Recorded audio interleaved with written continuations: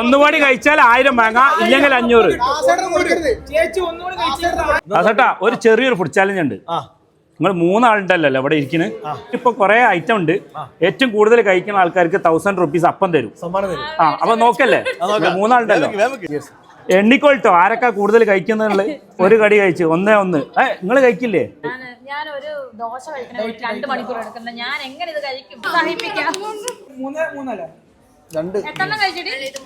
മൂന്നാമത്തെ നിങ്ങൾ അറിയാതെ ഒന്ന് കഴിച്ചിട്ടുണ്ട്. 3-4 ദാസേട്ടാ 4. നമ്മളാ ചായപാടിയും കൂട്ടണം 5. അപ്പൊ എന്താ വീട്ടിൽ നിന്ന് കഴിക്കല്? കഞ്ഞിയും പയറാ? അല്ല,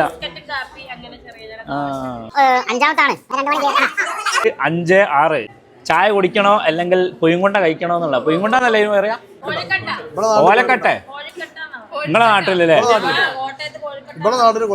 കോഴിക്കട്ട. ഇവിടെ പൊയ്യുംകൊണ്ടാന്നാ പറയാ തോന്നുന്നത്. പൊയ്യുംകൊണ്ട. 6 ഔട്ടോ. 5 ല്ലേ?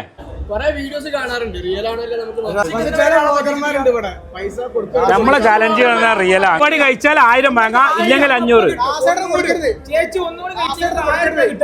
ഫുള്ള് കഴിക്കണം.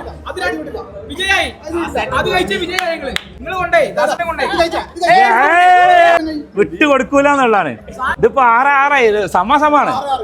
എന്നാലും നിങ്ങൾ 2 ആളും കഴിച്ചല്ലേ, ഇത്രയും മെനക്കെട്ടെ. 2 ആൾ 500 എടുത്തോളി. ഓക്കെ. കളിയിൽ ജയിച്ചത് 2 പേരാണ്.